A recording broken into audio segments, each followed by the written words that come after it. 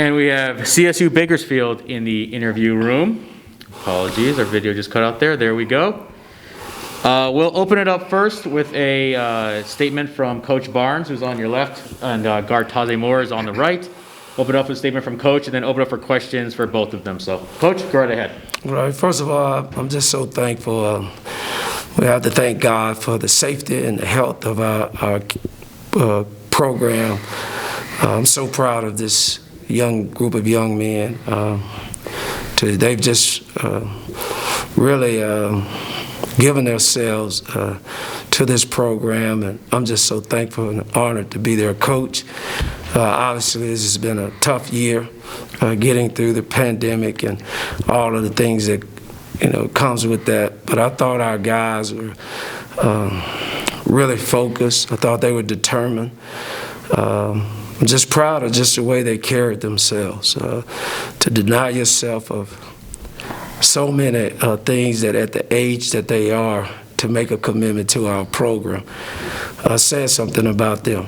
And collectively, we didn't have guys missing anything. During the pandemic, we had guys that came to practice and they were prepared to practice. They just gave their all. And that's all you can ask for as far as a coach. Truly, we're disappointed with the loss tonight, but give Davis credit. We came out and really got after them, and they were able to withstand, and then they held the lead, and we made a comeback, and the young man made a tough shot there at the end, and obviously it's sad to end our season. We have a bunch of disappointed players in the room, but they're strong and resilient. They've already shown that. So, but again, I'm happy and pleased with our season, have a winning season.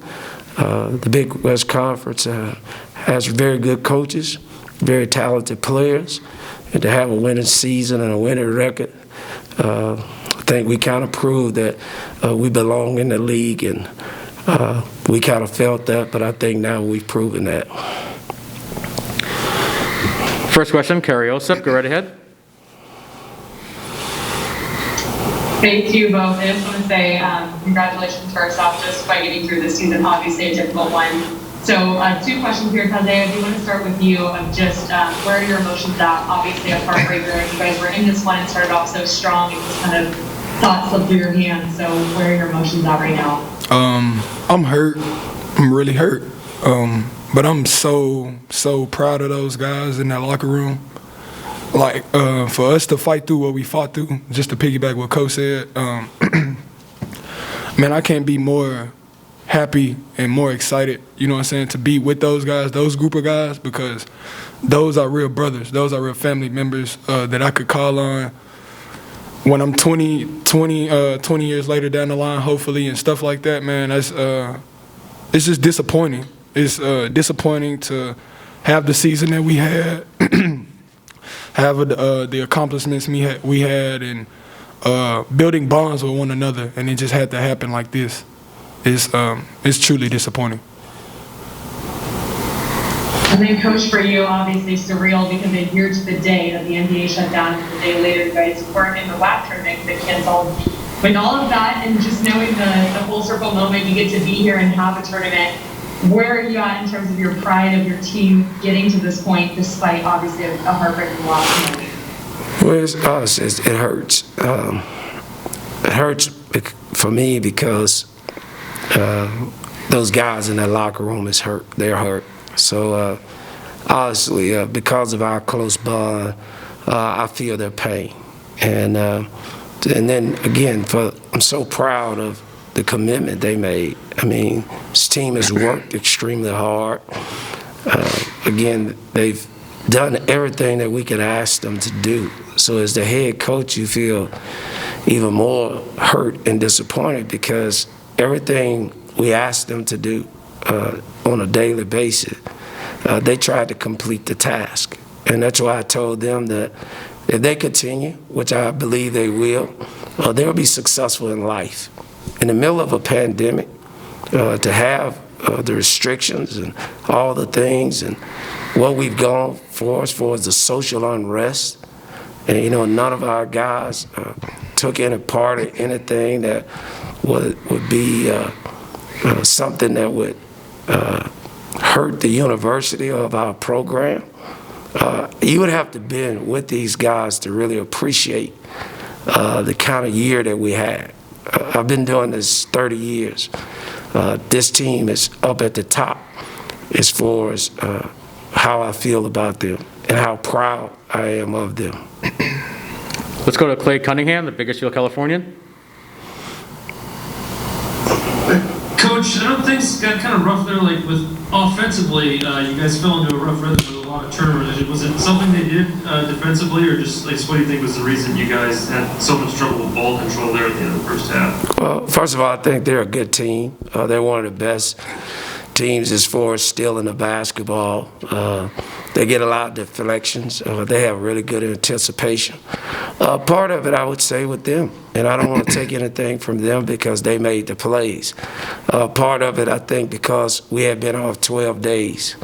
And when you haven't played that long, you have a sense of having some rust. I thought our guys came out, which is what I was expecting. We were really excited, really pumped up. And kind of when that wore down a little bit, I think the rust kind of kicked in. But again, we've got to give them some credit.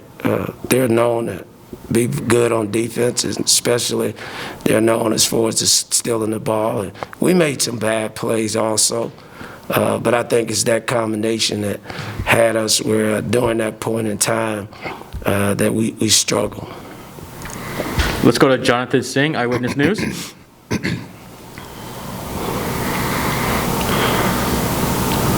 Jonathan, you there? All right, let's go to Greg Kerr. Greg, you're up. Yeah, Coach, two questions for me. One would be, and you covered some of the bases here, but you have a senior-laden team. What would you say about this crew of guys that you've had over the years? I love these guys. Again, what we tried to do in our program, we've tried to build a program. And I think as we've continued to do that, we were expecting to make a transition from the WAC to the Big West Conference.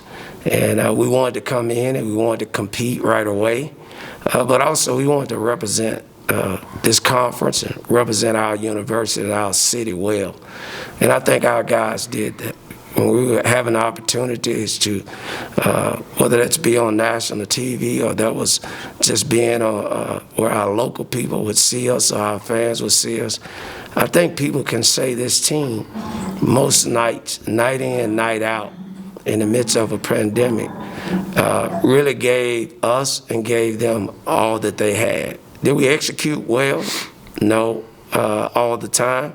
But when you start talking about effort, you start talking about togetherness, I think anybody that watched our team throughout the year know those are the characteristics of this particular team. Clay, go ahead. If you have a follow-up to ask. Yeah, Coach, I was curious. I don't know how much you guys have talked about it with, everybody getting their year of eligibility, but do you have any sort of idea who might be coming back next year? Is that something you guys have talked about? No, only talk we've talked about it, we were going to talk about it after the season. So, I just told our guys, this is this year's team, and we got to be focused on this year.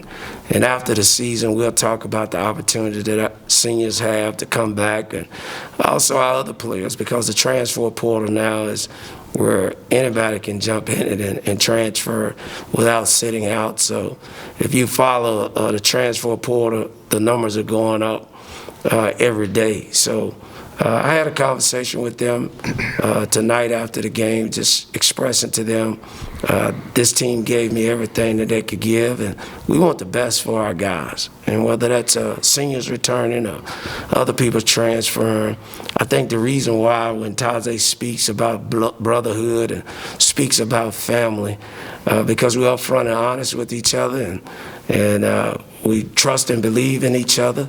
So I would imagine probably over the next 2 or 3 weeks, we'll find out if there's anyone, not just our seniors, will be returning for next year's team. And our final question, back to Greg Kerr.